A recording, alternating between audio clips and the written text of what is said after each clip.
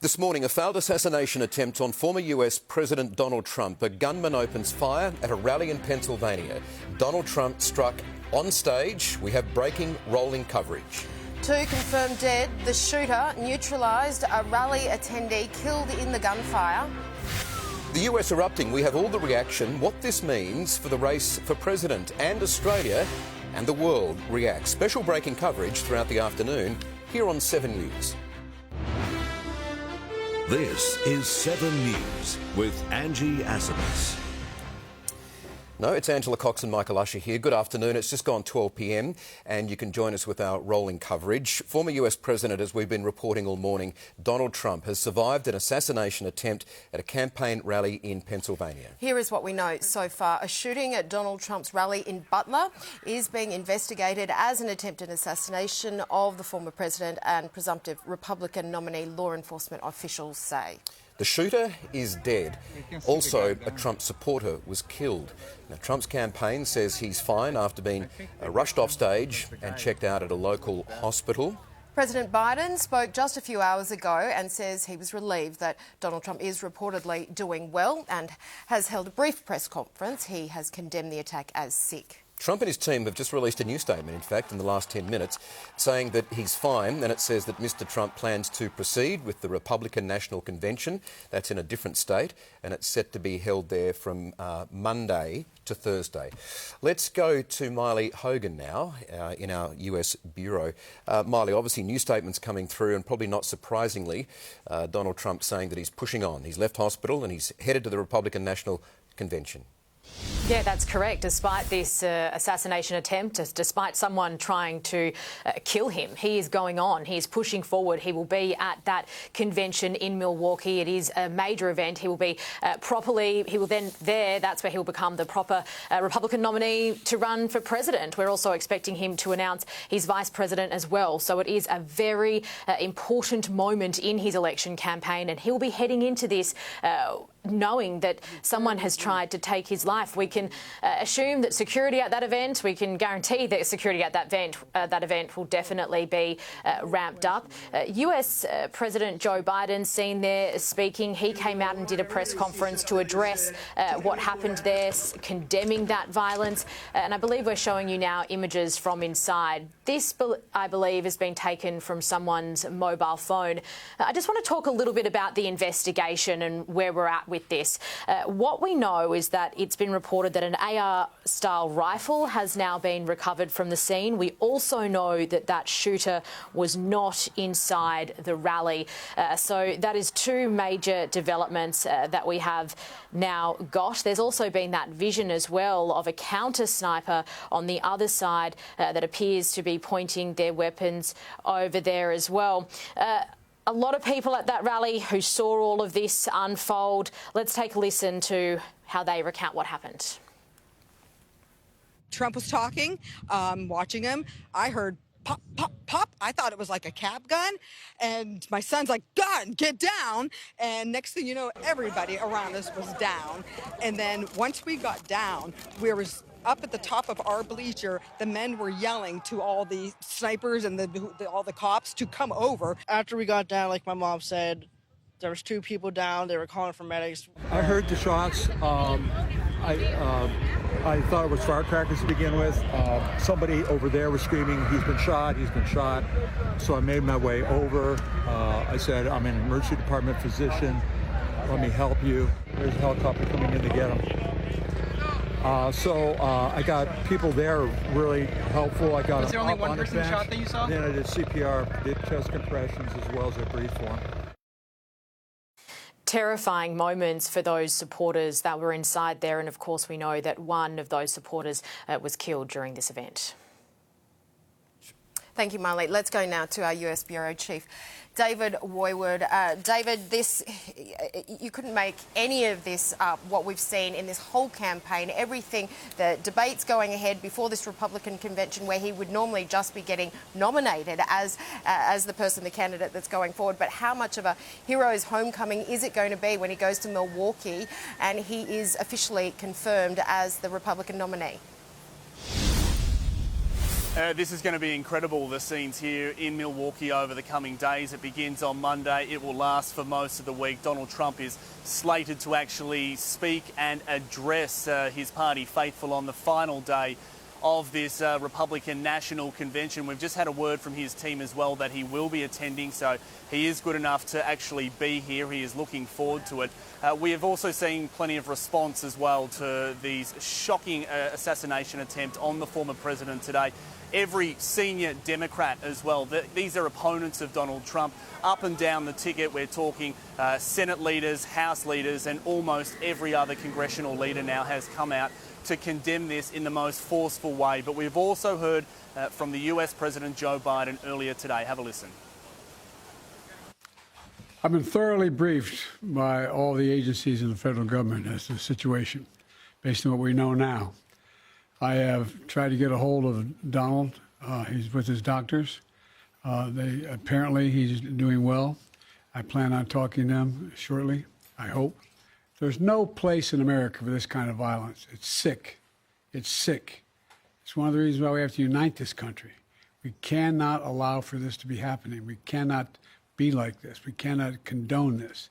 The Trump rally was a rally that he should have been able to be conducted peacefully and without any problem. But the idea that there's political violence or violence in America like this is just unheard of. It's just not appropriate. And every agency in the federal government, I'm going back to my phone to speak with the federal agencies that are being put together again to give me an updated briefing. Has anything happened? They learned any more in the last couple hours.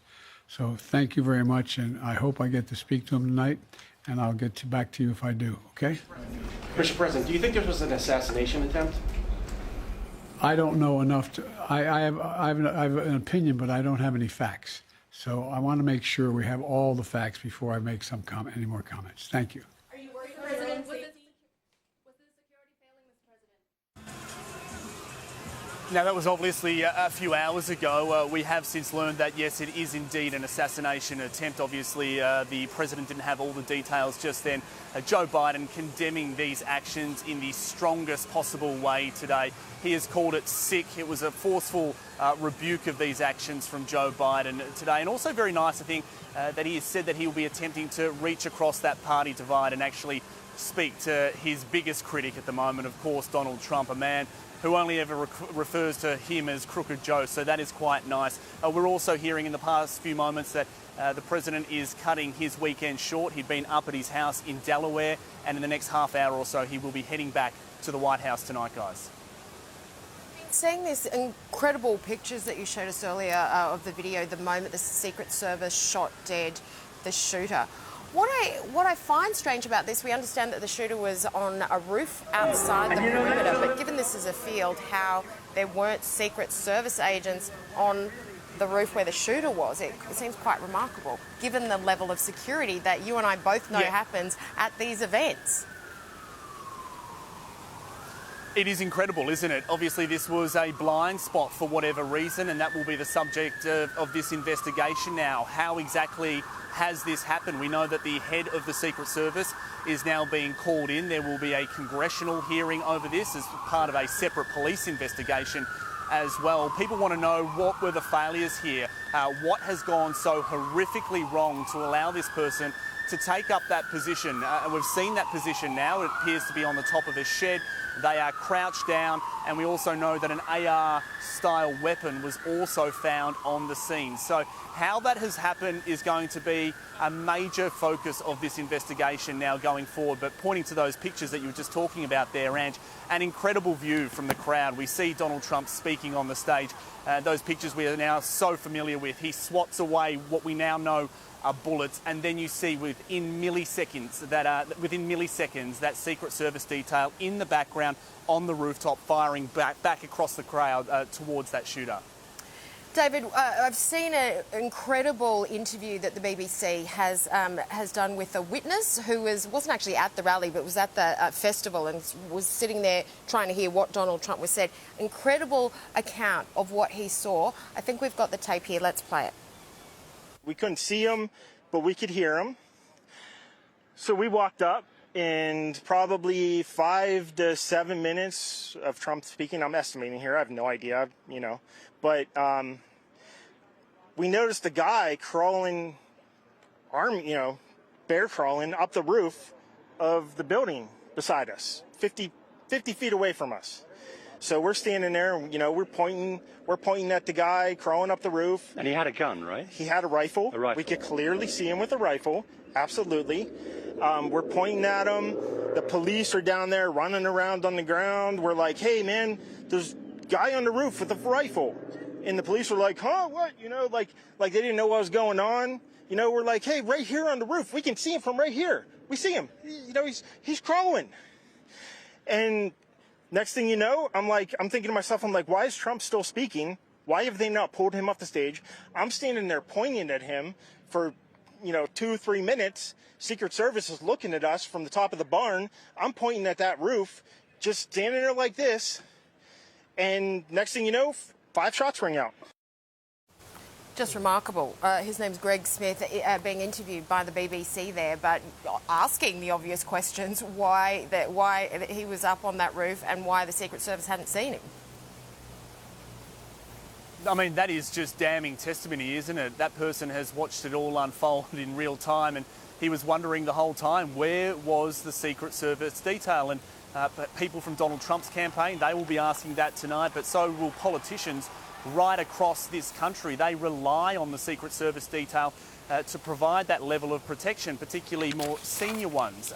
We know that America is flooded with guns right now. The AR-style weapon that was used, we assume in this case, it was found near that body.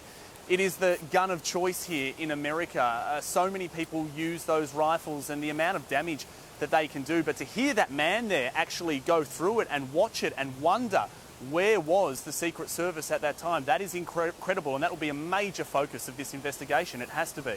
That witness is one of many as well. CBS News in America this evening have carried similar interviews, and they're all pointing the finger at the fact that local police who were patrolling the outer parts of the perimeter just didn't seem to react fast enough, or no one got on their radios to say we've got a problem here. So in the minutes before, and it would have been minutes, this was known. So there's obviously a breakdown there. Certainly the secure area of the stage was checked out. Secret Service had control of that, but those outer areas were being patrolled by local police, and there seems to be a failing there, David. Yeah, well, it sounds like there's a jurisdiction issue here between the local forces. Of course, they would have been out for simple things like crowd control. They actually help get cars out because thousands and thousands of people, they attend these events. So they do a lot of that, but they're also doing security. And if that was then in their jurisdiction, well, they will have major questions to answer as well. So there's going to be a huge investigation into this. This has ramifications right across the political spectrum. This isn't just an issue for Republicans. This is an issue for everyone right now. It's going to be a major issue as well for the president and the future of this campaign.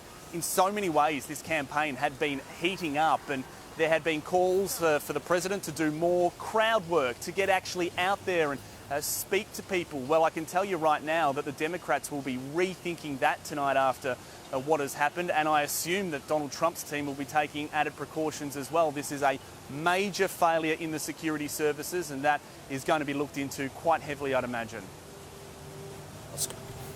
Let me just ask David, so he's gone from Pennsylvania to home in New York now and then on to Milwaukee, or is Donald Trump coming straight into Milwaukee? I asked the question because I wouldn't put it past Donald Trump appearing somewhere publicly tonight. At the very least, he always does it, making a statement of some kind, even if it's coming from his vehicle back into Trump Tower or arriving from his Trump jet at the airport into Milwaukee. What do we know about the logistics and the current movements of the president of the former president in the United States right now?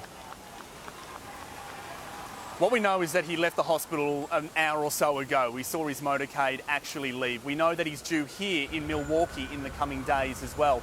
In between, it's still pretty unclear right now, but to your point there, Michael, if Donald Trump is as fine as he says he is, you could well imagine him actually turning up somewhere tonight and making that appearance, as you say, standing out the front of Trump Force One, as he likes to call it, or if he indeed does attend this UFC event later on tonight. We understand that he had been scheduled to attend, or at least he had spoken about perhaps attending it at some stage during the week.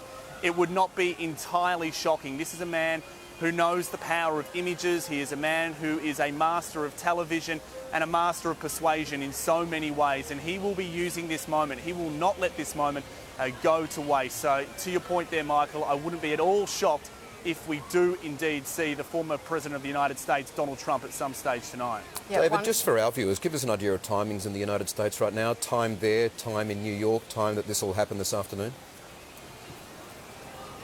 Yeah, so we are in Milwaukee. It's just gone 9:15 at night here, so that means that it is 10:15 on the East Coast.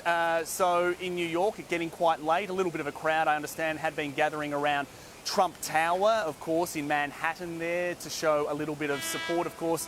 And Donald Trump's reputation in that city of late, the city that he actually cut his teeth in and made a name for himself, has been tarnished over the years. They don't love Donald Trump as much as they used to, but certainly there had been a crowd there. So it is getting late in the night now. Perhaps he'll put all this on the back burner and who knows, come out tomorrow. But we'll have to wait and see. We certainly know that from his family, he's doing fine. We've heard from the Trump campaign and the man himself.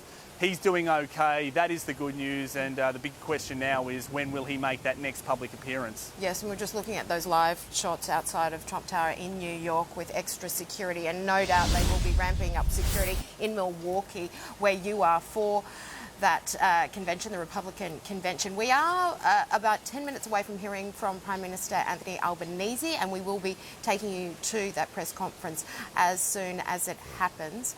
And as this breaking news develops, we're keeping you across the historic day here on the 7 Network. Andrew and I will continue to bring rolling coverage through till 6 p.m. tonight. That's still a live shot of Trump Tower that we're looking at. We're going to have state bulletins taking over, obviously at 6 o'clock. We're also expecting a number of further live press conferences from here and around the world, which we will bring to you as they happen. And of course, if you are heading out of the house this afternoon, you can also download our 7 News app. Every breaking moment is being updated on that app. It is free and available on all phones. And Ange, look, I'll add also that we have confirmed a special spotlight show tonight, a 7 News Spotlight special. We're going to bring you that at 8:40 p.m. That's right after Dancing with the Stars.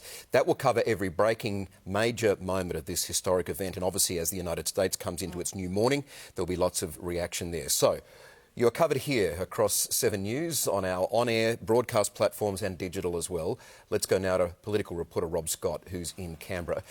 Rob, reaction from Australian leaders is certainly coming in.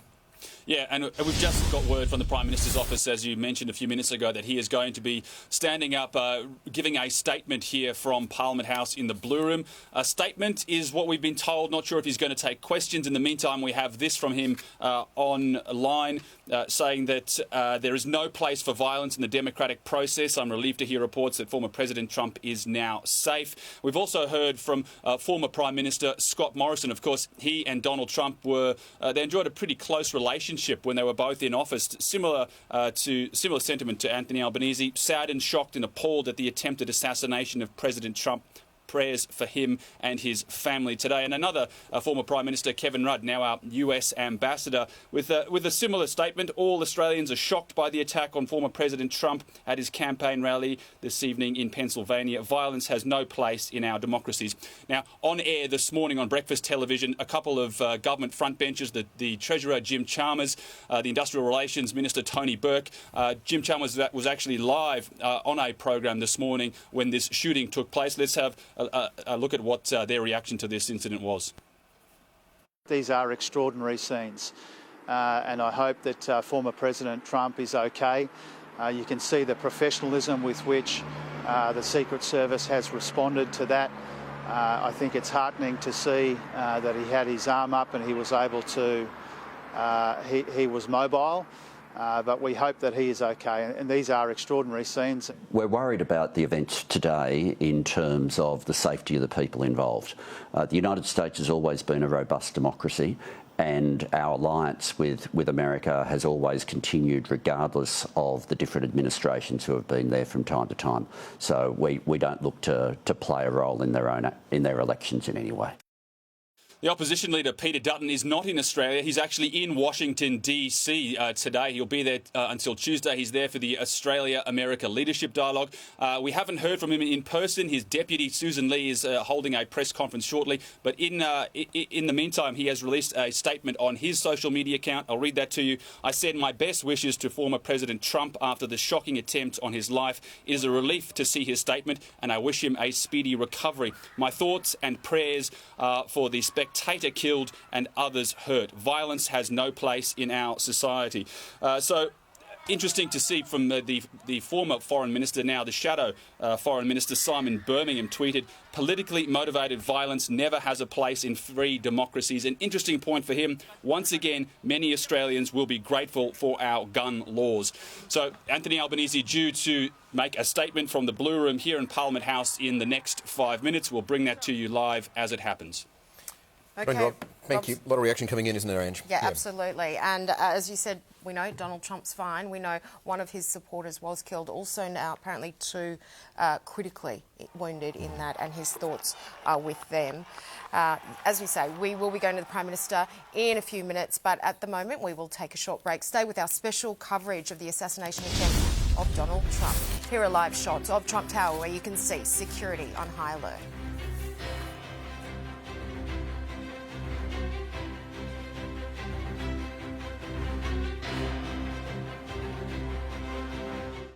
It's the biggest week of home and away. My sister is involved with this guy. Do you think he's got anything to do with this murder?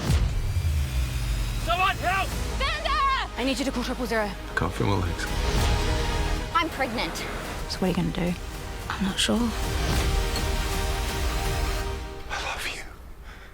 I'm proud of you. You destroyed our family. Home and away, this week on 7 and 7+.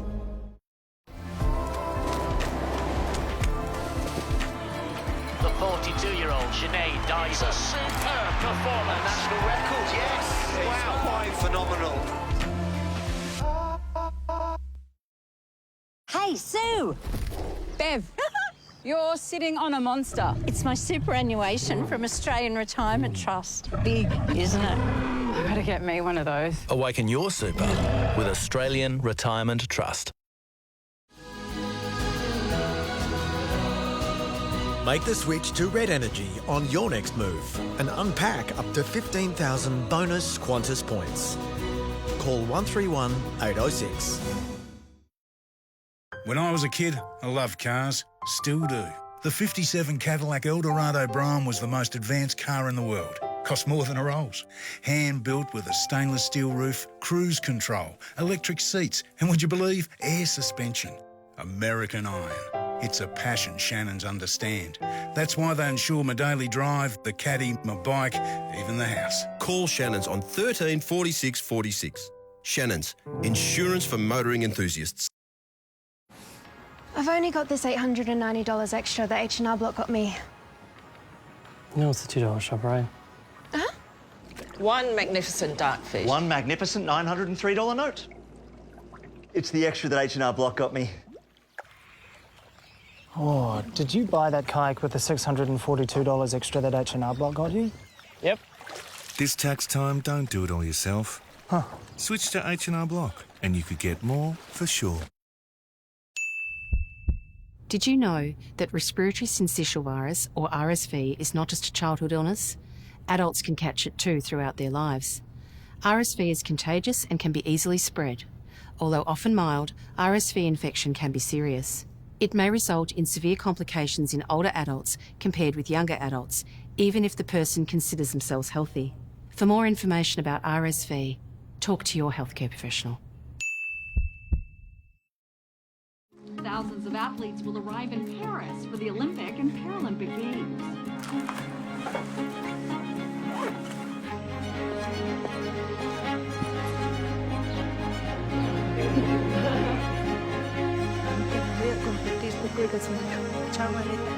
Good luck to all athletes on their journey to Paris. Toyota. Start your impossible. The evening newspaper is back. Delivered free to your device at 6 p.m. Get Australia's only digital newspaper to drop nightly. Free at thenightly.com.au.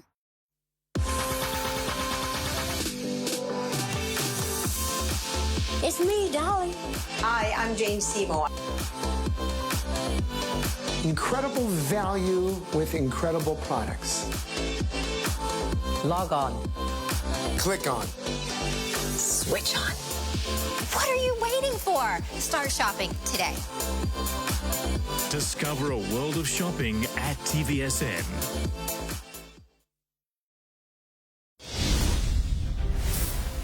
Angela Cox and Michael Usher with you for our special 7 News coverage of the attempted assassination of Donald Trump in the United States at a campaign rally. He has been shot in the right side of his head, to the upper part of his right ear. He's been taken to hospital. He's now left. We understand he may be heading back to New York before scheduled to travel on to another state of Milwaukee for the Republican National Conference in a day or two's time. In some breaking news, however, Prime Minister Anthony Albanese will be speaking in Canberra after that attempted assassination, the shot there on the blue curtain and the door to the right. That's at Parliament House. We'll see the Prime Minister walk in on that in a minute. We'll bring that to you live. In the meantime, though, we do want to bring in a specialist, Keith Suter, of all things political, defence, security, international advice. Keith, good to have you here. You've been talking all morning. We're getting a much clearer picture now of what exactly has gone on. I'm staggered by that vision there of the snipers on the roof reacting as quickly as they did, preventing further damage. We're talking about a very lucky Donald Trump at the moment, aren't we? Unbelievably lucky. So the bullet just grazed the ear, so it almost went through his head. So the sniper, who was about 200 yards away, almost managed to kill Donald Trump. So it was a very close-run thing indeed. You can imagine how the Donald Trump supporters are now going to be saying, well, there we are, he's been saved by the grace of God, particularly if you're a Christian nationalist supporter of Donald Trump, saved by the grace of God in order to continue the campaign. I think this has been something that will be used to great advantage. Stand by, Keith. We'll just go to Anthony Albanese right now. Thanks for joining me. Along with all Australians, I was shocked by the terrible scenes at former President Trump's campaign event in Pennsylvania.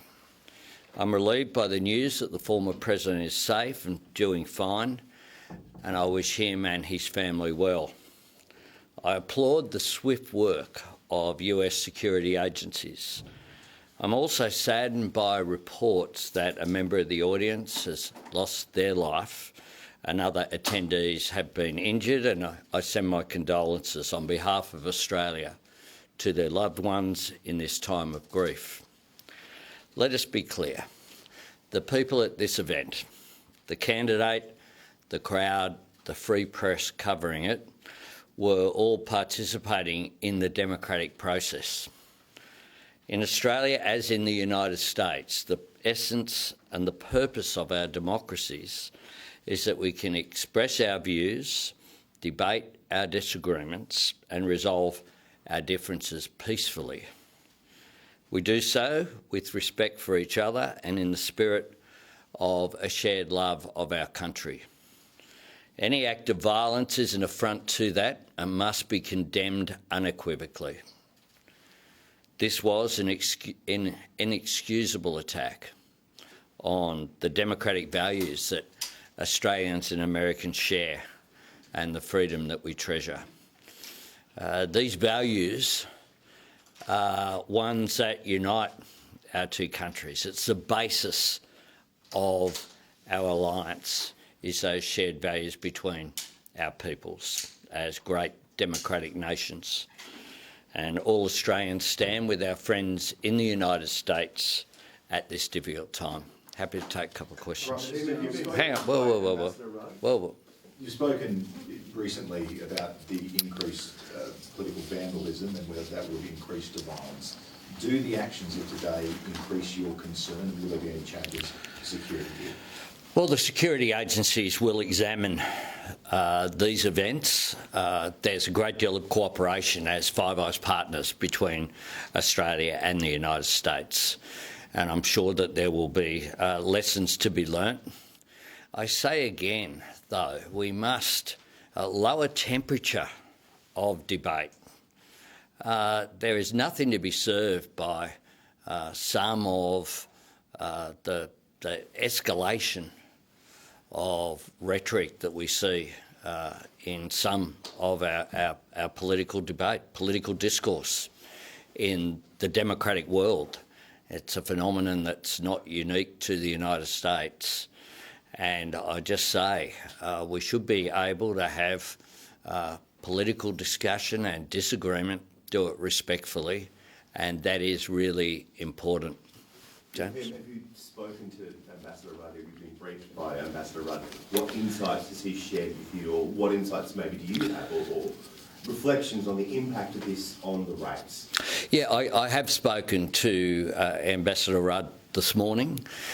He has conveyed his thoughts and concern very directly to the newly appointed chair of the Republican National Committee. He's received a response of appreciation for Australia's concern. Ambassador Rudd is due to attend the Republican National Convention. He'll attend both conventions as is appropriate.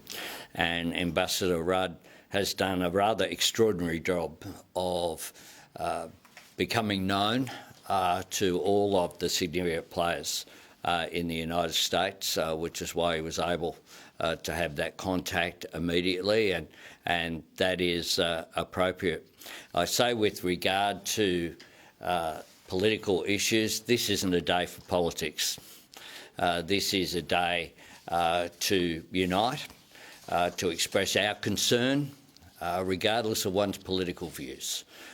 There is no place for the events that we saw today. Prime Minister, understandably, the US will be very internally focused in the wake of this incident. Do you have any insight or understanding as to how this might affect work already underway between Australia and the US? Is there going to be any impact in any of the areas we cooperate? Oh, look, we cooperate with each other on a day-by-day basis. Our security agencies, of course, are linked through the Five Eyes. Our defence forces cooperate, and the economic relationship that we have as well is very significant. This is a relationship not just between leaders, but between peoples. And today, that is why Australians' thoughts will go to our American friends. Do you think this is a result of the high-class polarisation that we are seeing in the US? And you said it's not unique to just the United States. Are you worried about that flowing on in Australia as well? I've said very clearly that I'm concerned not related to this incident. I've been talking for a long period of time about people having conflict fatigue in this country, about being able to have a political discourse which is respectful. I think that that's the essence of democracy. There's a lot of shouting going on. You know, a point is not made more significant by it being done in capital letters. Social media is clearly having an impact as well. And, you know, there's still much that we don't know about the incident, can I say this? And there's nothing to be gained from speculating. We don't know motives, all of these issues. So I do urge, one of the things I urge everyone to do is to exercise caution when reading unverified reports of the events and to seek out credible news sources. We all need to be on guard against those seeking to use misinformation to create division. And this is a time for unity, it's a time for calm. It's a time for allowing the authorities in the United States to do their jobs.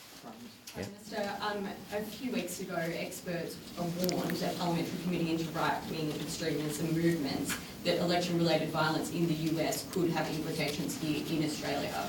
What exactly is your government doing to address that issue, and are you confident in the protocols that are in place for MP safety, given the heightened threats? Well, we continue to monitor these issues. I've expressed my concern that people who just dismiss actions outside electorate offices, these things can escalate, which is why they need to be called out unequivocally and opposed. The sort of incidents that we've seen outside some electorate offices are inappropriate. People can express their views democratically, whether that be in favour of issues or against issues. We have peaceful demonstrations are fine. Some of the incidents that we've seen certainly are not. They've crossed the line. Prime Minister. All right, the Prime Minister, Anthony Albanese, speaking in Canberra there, taking some questions from reporters, but I think we get the gist of what his message is, and that is trying to bring the tone down. I'm going to talk to Keith Souter about that, who remains at the desk, but just before we do that, I'd like to read a statement that's just been released by the White House that says this evening President Biden did speak to former President Trump. The President also spoke to the Pennsylvania Governor and the Butler Mayor. That's the local town where the rally was being held, Butler. Tonight, the President's returning to Washington, D.C. Tomorrow morning at the White House, he'll receive an updated briefing from Homeland Security and law enforcement officials. So we did hear earlier that the President said he would try and contact Donald Trump by phone. That has now happened. The content of that, we're not too sure. We'll hear about it. Keith, to what Anthony Albanese was talking about there, bringing down the tone of the discourse, calming down the heat on all of the political discussions in the United States and here. Now, that's admirable, but will Donald Trump follow that message, I wonder, in the coming days? I doubt it, because the nature of the American political system is that voting is not compulsory, unlike Australia. You've got to turn up to vote. So in America, an important part of every candidate is to get people to get out to vote. And to do that, you've got to ramp up the energy and the emotion.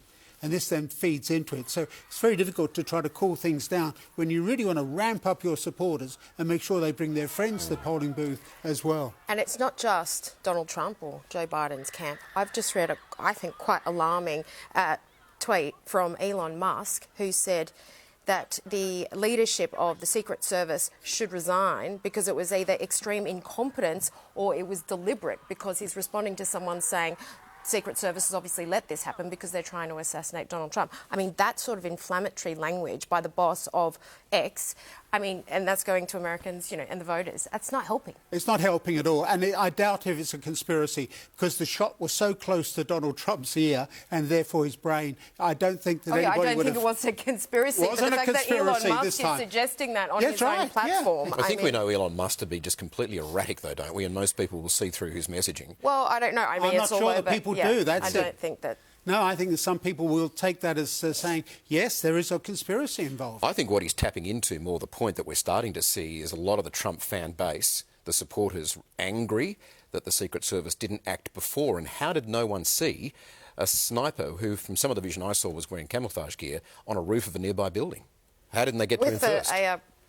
With an automatic rifle. Yeah, well, they did. Well, once the shot was fired, they did act very quickly. I've got great sympathy for the Secret Service. I think they behaved very well. The sniper was actually from outside the perimeter of the event. So everybody who was inside the event had been checked. But this person was on a roof outside of the event, therefore beyond the jurisdiction of the Secret Service. And as much as you were pointing out earlier, there's some reporting that it was the local police who were responsible for that area outside. They knew, at least in the immediate minutes, that something was going on. Well, they were being flagged by the witness that we heard from earlier. But to that point, and I've witnessed it in America, you have too, and Keith, you'd know it too, they do throw a lot of security at things. But the jurisdiction of who controls an area sometimes is really messy and really confusing. And local state troopers aren't in direct coordination with the Secret Service, and one hand's not talking to the other. And this is one of those classic scenarios where you can throw all the security, all of the rifles, all of the intelligence at it and still get it wrong. Yeah, absolutely. When we had that Boston terrorist attack, for example, what struck me is that the head of the Boston police, the city, did not know about who was in control of police forces in the suburbs of Boston. And in a lot of areas, those police forces, they're just paid security guards, essentially. Yeah. They don't have the same rigorous training that we have here. Yeah. Yep. So it is a difficult job. Yeah, I think Secret Service did as best as they could. They reacted in the quickly, circumstances. yes. Yep. All right, I think we're going to take a brief break at this stage. Keith Suter's going to stick with us. Our correspondents are all in the right places as well. We're going to stay with our 7 News breaking coverage. We'll take a short break and be with you in just a minute.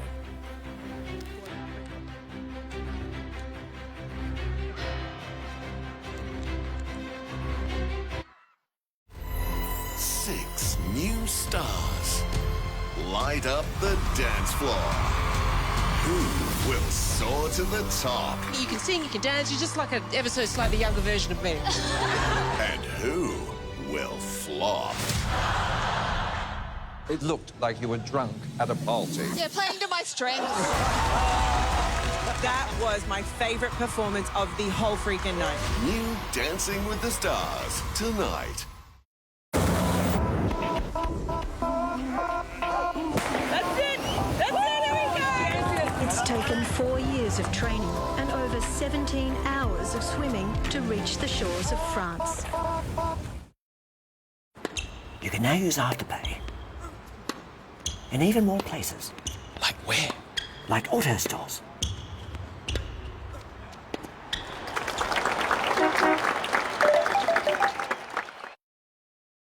Hey Australia, we're offering you the chance to visit Sri Lanka. Come, experience the home of Dilma tea by picking up our packs with the competition logo. Do try it. Ever get the feeling you aren't where you're meant to be?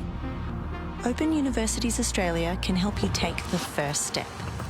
To explore degrees, certificates and make study work for you, visit open.edu.au today. I love having Red Energy on my team, and I think you will too. So if you want real Aussie energy, give Red a call today on 131 806. When I was a kid, I loved cars. Still do. The 57 Cadillac Eldorado Brougham was the most advanced car in the world. Cost more than a Rolls. Hand-built with a stainless steel roof, cruise control, electric seats, and would you believe, air suspension. American iron. It's a passion Shannons understand. That's why they insure my daily drive, the caddy, my bike, even the house. Call Shannons on 13 46 46. Shannons, insurance for motoring enthusiasts. I've only got this $890 extra that H&R Block got me. You know it's the $2 shop, right? One magnificent dark fish. One magnificent $903 note. It's the extra that H&R Block got me. Oh, did you buy that kayak with the $642 extra that H&R Block got you? Yep. This tax time, don't do it all yourself. Huh. Switch to H&R Block and you could get more for sure. Did you know that respiratory syncytial virus, or RSV, is not just a childhood illness? Adults can catch it too throughout their lives. RSV is contagious and can be easily spread. Although often mild, RSV infection can be serious. It may result in severe complications in older adults compared with younger adults, even if the person considers themselves healthy. For more information about RSV, talk to your healthcare professional. You are my best friend and we've got some things to do.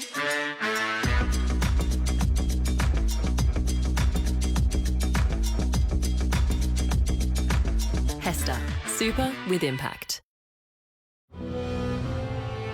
Trailblazers, wildcards, middle-aisle maestros. No one dictates their dinner. Armed with nothing more than a trolley token, marching to the beat of their own wallets. They've got groceries in the bag. They're Aldi to the core. Aldi, good different. Welcome back to our special coverage of the attempted assassination of Donald Trump. We are looking at a live shot of Trump Tower in New York City, where it's just gone 10:45 at night.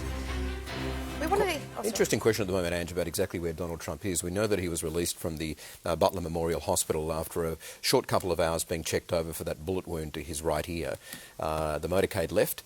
He flies around in that black Boeing 757 private jet of his, which can scoot across America pretty quickly and head wherever he wants. Now, he might have gone to the comfort and sanctuary of his favourite house in Florida, at Mar-a-Lago, or there. It strikes me that the security outside Trump Tower's not as intense as you'd expect it to be of someone who's just survived an assassination and to return. Those shots we were just looking at, obviously, that was the motorcade as it left the medical centre where, him saying he was fine. But yeah, I agree with you, Michael, that it wouldn't appear that it's... Let's see. Yeah, It'll we'll become evident, Ange.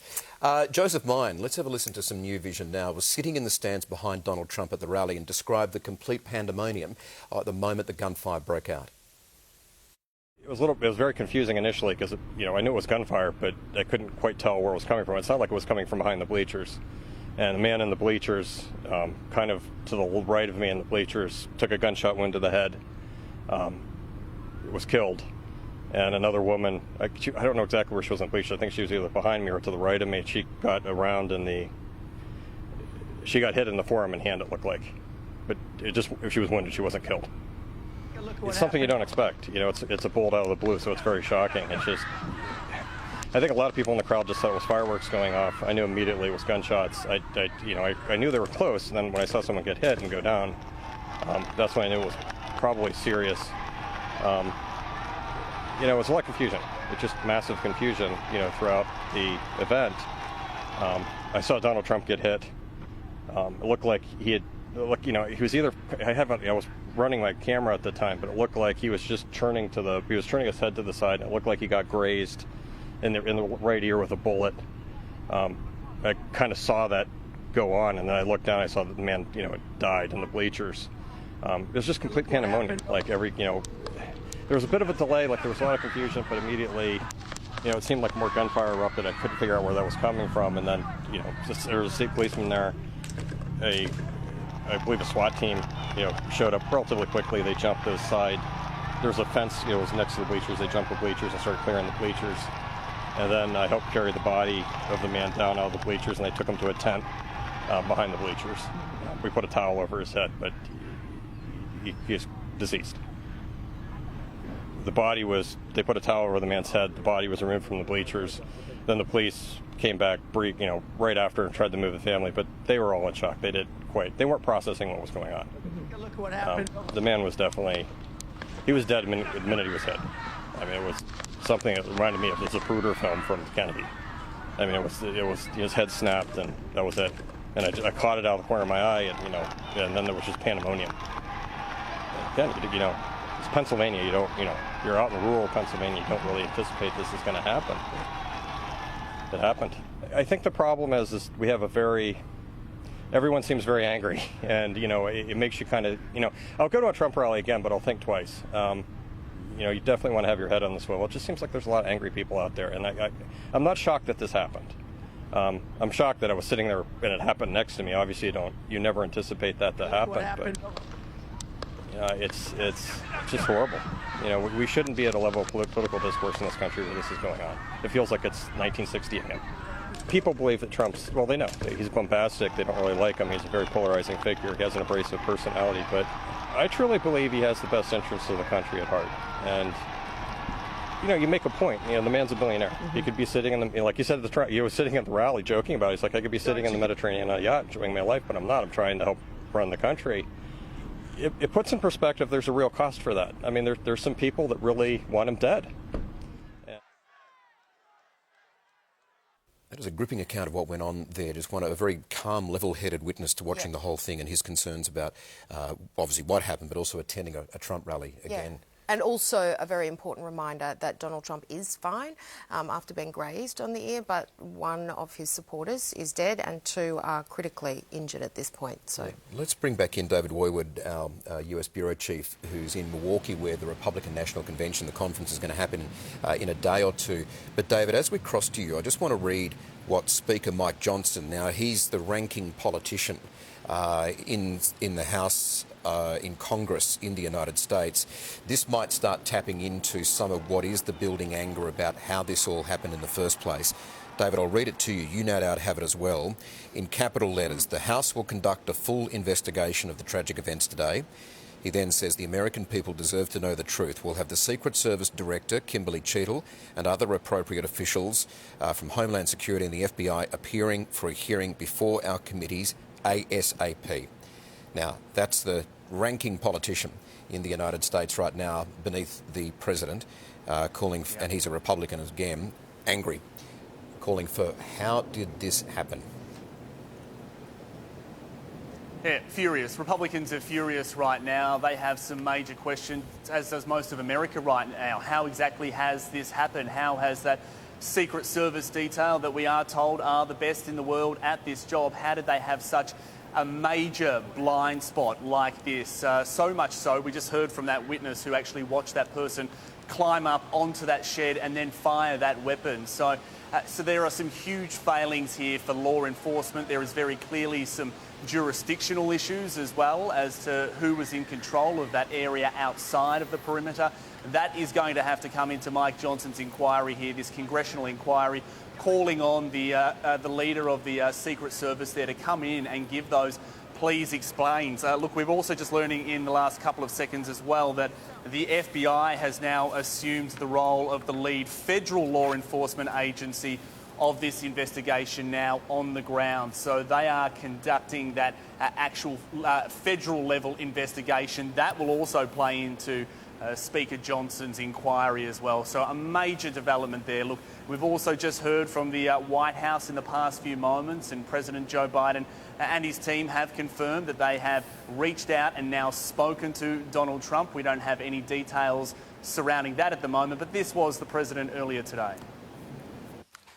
I've been thoroughly briefed by all the agencies in the federal government as to the situation, based on what we know now. I have tried to get a hold of Donald. He's with his doctors. Apparently he's doing well. I plan on talking to them shortly, I hope. There's no place in America for this kind of violence. It's sick. It's sick. It's one of the reasons why we have to unite this country. We cannot allow for this to be happening. We cannot be like this. We cannot condone this.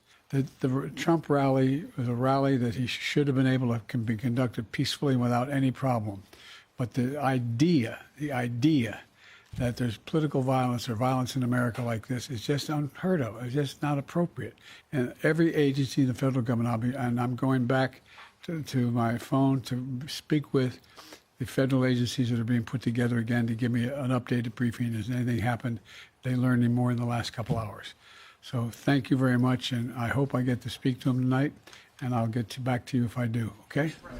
Mr. President, do you think this was an assassination attempt? I don't know enough to, I have an opinion, but I don't have any facts. So I want to make sure we have all the facts before I make any more comments. Thank you. Are you worried, President? Was the security failing, Mr. President?